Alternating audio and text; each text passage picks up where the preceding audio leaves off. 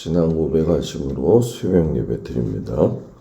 전능하사 천지를 만드신 하나님 아버지를 내가 믿사오며 그 외아들 우리 주 예수 그리스도를 믿사오니 이는 성령으로 잉태하사 동정녀 마리아에게 나시고 본디오 빌라도에게 고난을 받으사 십자가에 못 박혀 죽으시고 장사한 지 사흘 만에 죽은 자 가운데서 다시 살아나시며 하늘에 오르사 전능하신 하나님 우편에 앉아 계시다가 저리로서 산 자와 죽은 자를 심판하러 오시리라.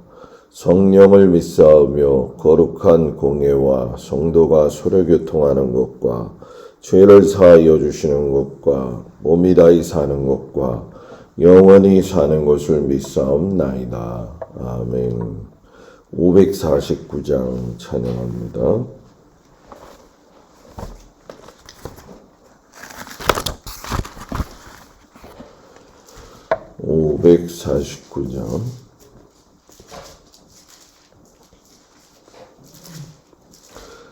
내 주여 뜻대로 행하시옵소서. 원망과 영혼을 다 주께 드리니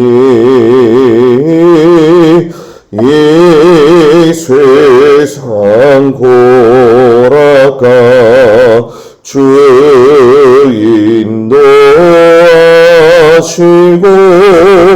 날 주관하셔서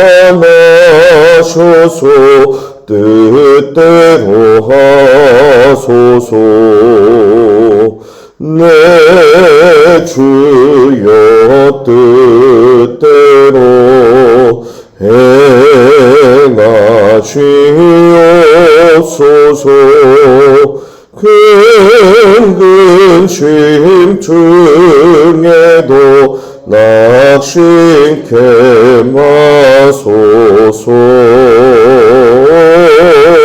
주님도 때로는 울기도 하셨네. 날 주관하셔서 뜻대로 하소서. 내 주여 뜻대로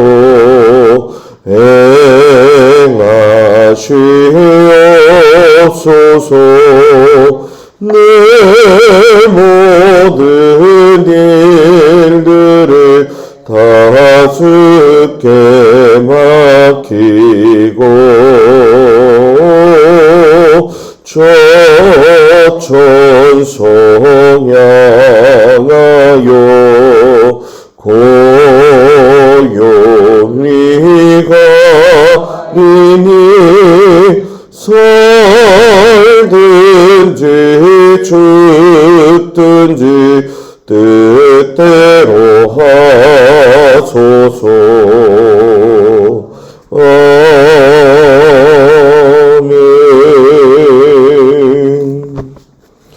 오늘 말씀은 요한복음 20장에서 21장까지 말씀입니다. 읽을 말씀은 21장 15절에서 25절까지 말씀이 되어집니다. 요한복음 20장에서 21장 읽을 말씀은 21장 15절에서 25절까지 말씀을 다 같이 봉독합니다. 그들이 조밥 먹은 후에 예수께서 시몬 베드로에게 이르시되 요한의 아들 시몬아 내가 이 사람들보다 나를 더 사랑하느냐 하시니 이르되 주님 그러하나이다. 내가 주님을 사랑하는 줄 주님께서 아시나이다.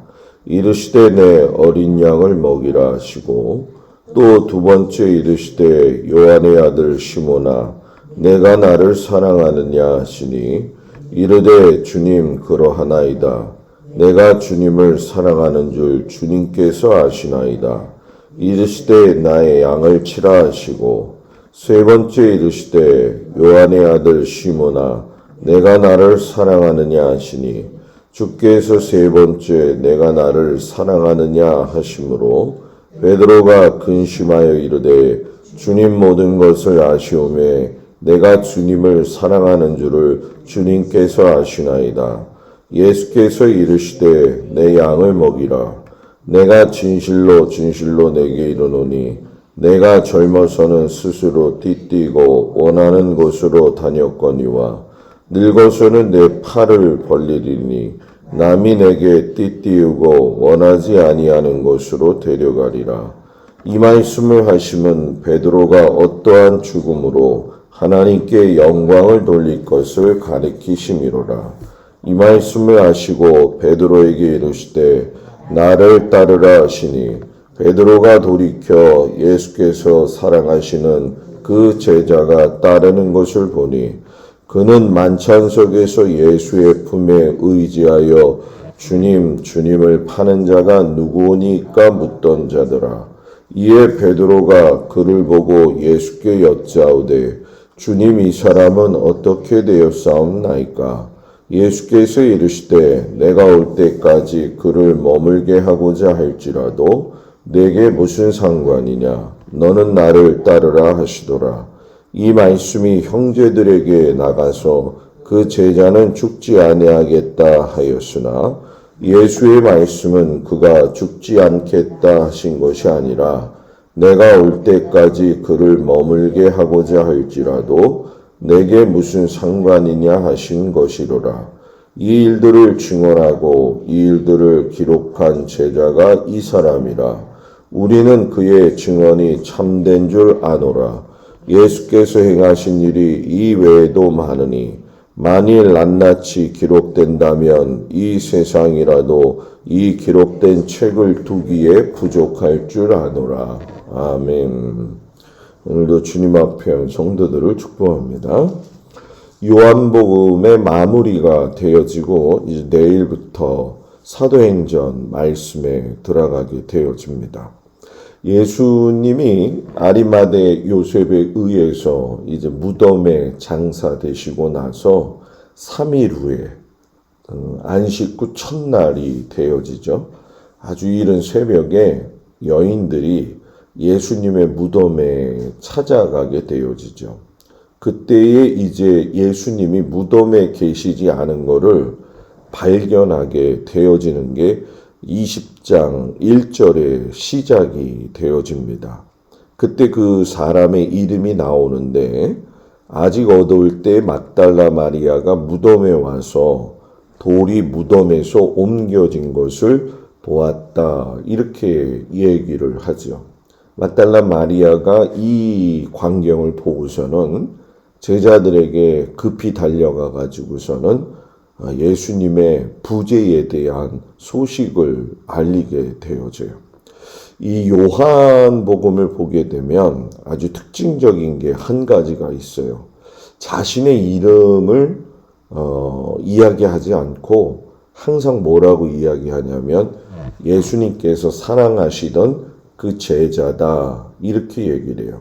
12제자 가운데 가장 나이가 어렸고 또 가장 많이 예수님의 사랑을 받았다라고 하는 표현을 그렇게 한 것이죠. 그런데 특징적인 건 그것이 끝나는 게 아니라 요한의 자기 표현도 그렇지만 베드로가 실수가 많음에도 불구하고 베드로가 여전히 제자들의 대표였다라고 하는 것을 자주 언급을 해요.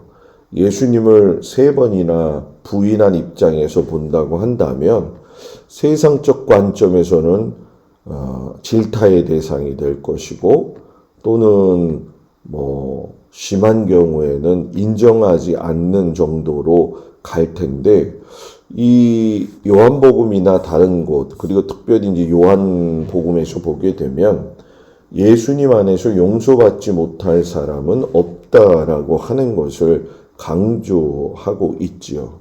이 막달라 마리아도 마찬가지라는 얘기죠.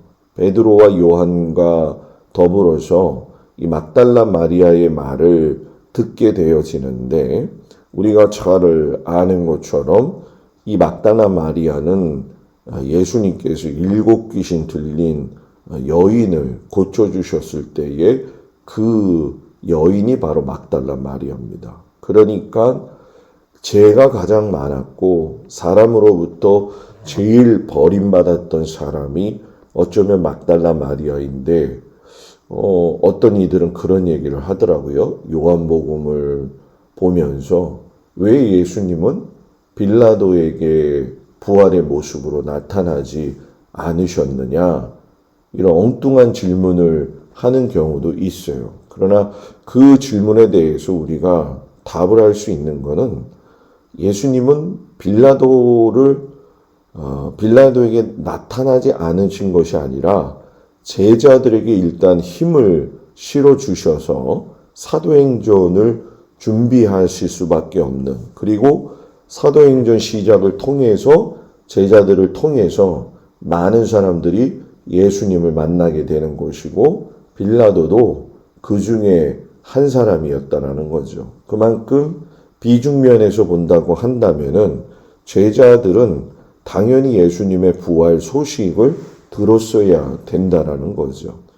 부활하신 예수님이 막달라 마리아를 보고 막달라 마리아가 슬피 울었다라고 이야기하면서 11절에서 14절에서 보게 되면 막 울어요. 그러면서 몸을 구부려 가지고 무덤 안을 보니까 거기서 천사 둘이 앞뒤로 머리 앞편에 그리고 발편에 앉아 있다가 이게 어떻게 된 겁니까? 주님 보셨습니까? 라고 했을 때 이제 뒤에서 예수님이 막달라 마리아를 부르시죠. 그러면서 막달라 마리아는 천사들과 더불어 예수님을 보게 되어지는 아주 중요한 첫 소식을 알게 되어지죠. 그러니까 이 부활의 첫 목격자였던 막달라 마리아, 실상은 가장 죄 많은 여인이었지만, 그리고 영적으로도 피폐한 인생을 살았지만, 그가 예수님을 만나고 난 이후에 부활의 기쁜 소식을 제일 먼저 들었다라고 하는 것은 예수님이 먼저 그에게 찾아가셨다라고 하는 것이 오히려 더 어울리고 예수님은 그러신 분이구나 하는 것을 우리가 알게 되어지죠. 그래서 이 예수님의 3일 만의 부활을 이제 드디어 막달라 마리아가 예수님의 제자들이 모인 그곳에 가서 말씀을 전하게 되어지죠. 근데 문제는 뭐냐 하면 제자들이 믿지를 않았다는 거예요. 그리고 우리가 보면 아시지만 19절에서 그런 얘기를 해요. 아지식구 첫날 저녁 때에 제자들이 유대인들을 두려워하여 모인 곳의 문들을 닫았다. 예수님이 십자가 처형으로 인해서 완전히 사내들인 공회 의원들로 인해 가지고 무참히 그 공동체가 깨어진 거죠. 그리고 다시금 붙잡히게 될 경우에 일어날 일들에 대해서 두려운 마음이 그들을 앞서게 되어지니까 보여지는 문도 잠그고 안 보여지는 그들의 마음의 문도 뭐예요? 잠가지게 되어졌다라는 거죠. 모든 것이 잠겨진 그러한 그곳에 예수님이 잠겨진 문이라고 하는 외형적 틀과 내형적 틀을 깨고 들어오시는 거죠. 그리고 자신의 부활을 통해서 그 두려움을 요한이 이야기하는 것처럼 빛으로 들어오셔서 물러나게 하신 것이 바로 예수님에게 첫 번째 드러냄이죠. 그래서 그때에 예수님이 제일 두려움을 쫓아낼 수 있는 말씀이 무엇이냐 하면은 바로 19장 후반 20절 초반에 나와 있는 것처럼 너희에게 뭐예요? 평강이 있을지어다. 이 평강은 단순한 위로의 말이 아니라 그 말을 통해서 그 속에는 빛으로 어둠을 물러나게 하는 하나님의 가장 사랑스러운 표현이다. 이렇게 우리가 이 말씀을 통해서 정말 많은 위로와 은혜를 받게 되어지죠. 그리고 또 이 21절의 시작도 너희에게 평강이 있을지어다. 그리고 숨을 내쉬며 이르시되 성령을 받으라. 그러니까 그들을 향해서 숨을 내셨다라고 하는 건 예수님의 호흡이잖아요. 그 예수님의 호흡은 이미 창세기에서 하나님이 천지창조 때에 아담에게 그 코에 생기를 불어넣으셨을 때에 그 몸뚱아리가 생명이 된 것처럼 지금 두려움과 근심에 있는 그 제자들에게 숨을 내셨다라고 하는 건 하나님의 창조의 역사의 그 생기의 능력이 성령의 능력으로서 이미 그들에게 주어지고 있다라고 하는 것을 벌써 이야기하시고 사도행전 이전에 성령에 대한 부분을 벌써 이미 언급하신 것이 참 많았고 실제적으로 부활 후에 예수님이 승천하시지 않은 상황 속에서도 성령이 무엇인지를 그들로 하여금 알게 하셨다라는 거죠. 그러니까 평강이 있는 곳에는 성령이 임한다는 거예요. 이 평강이 있다는 건 그 사람의 삶의 생활이 이렇게 뭐라고 해야 될까요? 보여질 때에 그냥 괜찮구나 마음이 이런 정도가 아니라 상황은 뒤죽박죽 되어지고 어렵고 힘들다 할지라도 또 두려움이 오는 상황이라 할지라도 예수의 마음이 그의 마음속에 있을 적에 예수님이 그 마음속에 계시면 그때가 평강이 임하는 것이고 그 평강이 임한 상태가 바로 성령님이 임한 상태라는 거죠. 그렇기 때문에 이 요한복음의 가장 진수를 보면서 느끼시지만은 도마를 대두시켰어요. 근데 그는 그 자리에 없었기 때문에 못 믿은 게 아니라는 거죠. 우리는 흔히 도마가 믿음이 없는 사람이라고 생각을 하지만 도마의 입장에서 우리가 생각을 해보게 된다면 부활은 정말 믿기 어려운 일이었다는 거죠. 그리고 그도 다른 제자들처럼 두려움에 휩싸여져 있었던 상황이었기 때문에 그의 어떤 고집스러운 모습을 여기서 우리가 발견할 수도 있고 또 인간의 부활을 믿지 못하는 것이 당연한 것임을 도마를 통해서 알 수가 있는 거예요. 그러면 우리들은 방관할 수도 있죠. 사람 관계에서는. 그런데 예수님은 도마 한 사람을 위해서 다시 8일 후에 나타나셨다는 거예요. 이게 정말 놓치지 않으시는 예수님의 아름다운 모습이죠. 그래서 믿는 자들이 알아야 될 것은 많은 것들이 경험되어질지라도 하나를 놓치면 안 돼요. 왜냐하면 그 하나가 정말 중요할 수 있기 때문에. 도마는 정말 중요한 한 사람이었다는 거죠. 그 한 사람을 위해서 예수님이 직접 만나셨을 때 그 사람은 진심으로 예수님을 섬기는 진정한 제자가 되었다는 거죠. 그래서 이 요한복음을 정리하면 요한에 대해서 이제 이야기할 수밖에 없는데 요한의 일대기를 보면 그는 야고보와 함께 이제 제자로 부름을 받았고 부름 받았을 때 보게 되면 아버지를 떠났다라고 이야기를 해요. 그리고 변화산에서 변형되신 예수님을 보았고 하나님의 음성도 직접 들었던 사람이에요.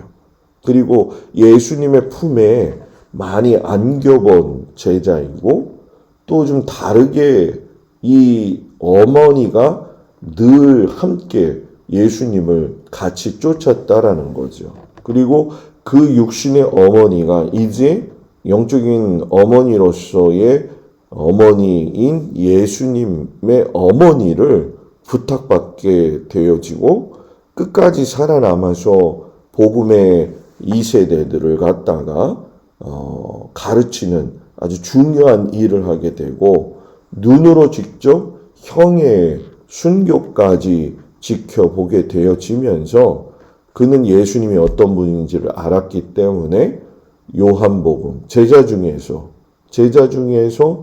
5권이나 짓게 되어지는 거죠. 그리고 직접 성전 미문에서 베드로와 더불어서 우리가 잘 아는 것처럼 예수의 이름으로 안진뱅이를 고치게 되어지고 요한계시록을 지어가지고서는 새하늘 새 땅이 이 땅에 오실 것이라고 하는 이 재림에 대한 부분을 확실하게 정리했다라는 거죠. 그러면 이렇게 인생을 살 수 있었던 건 결국 이 요한이 얘기하신 이 빛 대신 예수님이라고 하는 걸 이 요한은 철저하게 안 거예요. 그냥 쫓아다녔으니까 안 게 아니고, 그냥 기도하니까 안 게 아니고, 그냥 경험했으니까 안 게 아니라 예수님을 만났을 때 그가 예수님이 어떤 분이라는 걸 확증할 수밖에 없는 그러한 위치에 일평생을 살았다라는 거죠. 그리고 도마를 만나시고 나서 7명의 제자들을 이제 막달라 마리아에게 이야기한 것처럼 갈릴리로 가라. 내가 갈릴리에 먼저 가겠다라고 말씀을 하셨잖아요. 그때 보게 되면은 요한복음 21장 1절 4절에 보면은 예수께서 디베랴 호수에서 제자들에게 자기를 나타내셨다. 그러면서 제자들이 이름이 나타나고 있는데 7명의 언급이 되어져요. 그 7명의 제자들이 나머지 11명과 어떤 차이가 있느냐? 이거는 여기서 중요하지 않아요. 정말 중요한 건 이들 7이 다 어부가 아니었는데 다 어부 일을 하고 있었다라는 거죠. 그 속에서는 어부로서의 잔뼈가 굵은 베드로나 야고보나 요한이 있었지만 도마나 나다나엘이나 하는 나머지 제자들에 대해서는 실상 만져보지도 못한 것이 그물이었다라는 거죠. 그러니까 그만큼 제자들은 그때 가장 밑바닥에서 스스로들이 가라앉은 상태에 있었다는 거예요. 물론 그들이 숨을 내쉬면서 성령을 받아라 해서 예수님의 부활하심을 경험했지만 성령을 받아도 일어나지 못할 정도로 아주 피폐한 상황이 있다라는 거 여러분들도 아실 거예요. 아마 그렇죠. 목사님 신앙생활 열심히 해도 내가 아직 지금 일어서는 게 힘들어요. 내 마음이 고달파요. 일어서기는 해야 되는데요. 이때가 있잖아요. 그런 거하고 똑같은 상황이었다는 거죠. 그런데도 불구하고 중요한 건 뭐냐? 예수님이 찾아오신다는 거죠. 그리고 그 상황에서 어떤 모습으로 있냐라는 거죠. 나는 아직도 그 배에 그물을 깃고 있는 모습처럼 있느냐. 그때의 그 마음은 우리 인간적인 요한의 증언으로 본다고 한다면 가장 피폐하고 힘들 때예요. 그런데 요한이 말하고자 하는 것은 예수님이 찾아오셨을 때에 베드로가 그 예수님을 다시 경험했다라는 거죠. 그물을 배 오른편에 던져라. 이거는 단순히 행위를 가지고 하신 게 아니라 예전에 처음 베드로를 부르셨을 때의 일을 똑같이 예수님께서 되풀이하신 거거든요. 이것은 예수님이 베드로뿐만이 아니라 제자들로 하여금 너희들의 예전에 나를 만났던 그 신앙의 처음의 모습에 대해서 다시금 회상하게 하시는 거죠. 그리고 회상으로 끝나는 게 아니라 다시금 확인해 주셔요. 다시금 경험하게 해 주셔요. 너희가 이랬었잖아. 근데 내가 이랬잖아. 너희를 불렀잖아. 너도 그때 왔었잖아. 어쩌면 신앙은 우리가 추억을 먹고 사는 것이 아니라 지나가신 과거가 아닌 과거의 그 사건이 현재에도 존재되어져서 내 신앙을 지키고 가는 것이 참 신앙이라는 얘기죠. 예수님이 이런 상황 속에서 참 베드로가 뛰쳐나오고 진짜 요한이 야 주님이시다 라고 이야기했던 것처럼 아마 보통 사람들이었다고 한다면 그들은 아마 꾸물꾸물 거렸을 거예요. 그러나 기억이 난 거죠. 아, 예수님은 3년 동안 내가 쫓아다녔던 그분은 누구라는 거예요? 나 같은 죄인을 부르러 오셨다는 것이고 나보다 더 못했던 자들을 사랑으로 품어주시고 용서해 주시고 회복해 주신 분이지. 탕자의 비유가 바로 나다.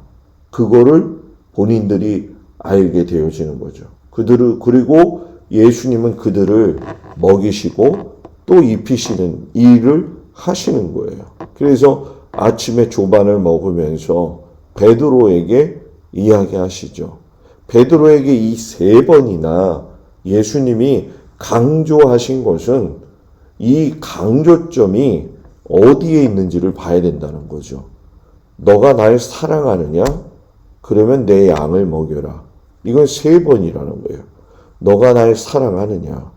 사랑한다라는 의미는 그냥 예수님을 아는 것이 아니라는 거죠.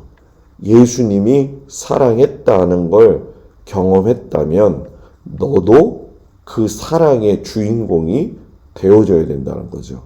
그러면서 이 요한은 베드로의 이 3번에 걸친 이야기를 통해서 베드로가 다시금 사람을 사랑하는 사람, 영혼을 사랑하는 사람, 예수님을 사랑했기 때문에 정말 자신의 몸을 불살랐던 사람이라는 것을 먼저 이 사건을 통해서 증언을 하죠. 그래서 우리도 여러분 아시지만 베드로가 네로 황제 때에 결국 십자가에 거꾸로 매달려 죽을 수 있었던 거는 단순히 그가 어떤 감정에 의한 것이 아니라 내가 3번 예수님을 부인했음에도 불구하고 예수님에게 나에게 어떻게 보면 황소고집 같은 인생을 산 사람이잖아요. 그런 그에게 너 거 다 내려놔. 그리고 나를 사랑하는 게 뭔 줄 아니? 남을 사랑하는 거야. 너가 한 영혼 소중히 여겨. 그래서 예수님이 돌아가셨던 것처럼 그 한 영혼을 위해서 베드로는 여러분 뭐예요? 십자가에 매달려 죽었다라는 거죠. 그러면서 요한이 자기 스스로가 그럼 난 어떻게 됩니까? 이걸 우회적으로 표현을 하죠. 그러면서 예수님이 너는 마지막까지 남아서 이 세상에 있는 체계, 이 세상에 있는 모든 나에 대한 일들을 갖다가 전해야 될 의무가 있음을 이야기하면서 마지막 25절에 가서 장식하기를 예수님이 행하신 일이 만일 낱낱이 기록된다면 이 세상이라도 이 기록된 책을 두기에 부족할 줄 아노라. 그러니까 이 성경에 있지 않은 이야기가 엄청 많다라는 얘기예요. 이 얘기는. 그거를 실로 말을 할 수 없을 정도의 일이 있었다라고 하는 것을 이야기하면서 요한은 마지막 89세까지 에베소 교회에서 목회를 하면서 죽을 때까지 외친 게 결국은 뭐냐? 한 영혼에 대한 사랑이죠. 그래서 너희가 서로 사랑하라 하면서 그 사랑에 대한 사도로서의 삶을 마무리하게 되어지는 거죠. 그래서 요한복음을 우리가 보면서 참 예수님이 지금 나에게 어떤 분인가? 나는 지금 제자들처럼 모든 문을 닫고 두려움 속에 있지는 않은가? 성령을 받았지만 아직도 나는 밑에 침체에 가라앉아 있지는 않은가? 예수님이 지금 다시 오셔서 여러분들에게 조반을 먹여주시면서 용기를 북돋아 주신다라고 하는 사실을 이 말씀에서 깨닫고 여러분이 다시금 신앙의 삶이 하나님 앞에서 힘을 얻는 귀한 은혜가 있기를 주의 이름으로 축복을 드립니다. 기도하겠습니다. 은혜로우신 아버지 하나님, 하나님은 예수님을 통하여서 죽기까지 우리 한 사람 한 사람을 사랑하신 것을 보게 됩니다. 부활하시고 나서도 정신없이 믿지 못하는 제자 한 사람을 위해서도 찾아가셨고 또 낙심해서 두려움 가운데 있는 제자들에게도 조반을 먹이시고 힘을 얻게 하시는 모습을 우리가 바라보게 됩니다. 맞습니다. 주님은 그렇게 우리를 사랑하시는 분입니다. 이것을 우리가 잘 명확히 알고 먹이시고 입히시고 힘주셨던 그 예수님이 오늘도 우리에게 똑같이 찾아오셔서 함께 하신다는 사실에 힘을 얻게 하시옵소서. 오늘도 주님 앞에서 거룩한 주일을 잘 준비하는 귀한 날 되게 하여 주시옵시고 모든 성도들의 가정, 일터, 귀한 자녀들 하나님께서 지켜주시고 기업을 지키시며 주님의 주신 그 터전에서 강성케 하여 주옵소서. 예수님의 이름으로 기도드렸습니다. 아멘. 하늘에 계신 우리 아버지여 이름이 거룩히 여김을 받으시오며 나라의 마옵시며 뜻이 하늘에서 이루어진 것 같이 땅에서도 이루어지이다. 오늘날 우리에게 일용할 양식을 주옵시고 우리가 우리에게 죄 지은 자를 사하여 준 것 같이 우리 죄를 사하여 주옵시고 우리를 시험에 들지 말게 하옵시며 다만 악에서 구하옵소서. 나라와 권세와 영광이 아버지께 영원히 있사옵나이다. 아멘.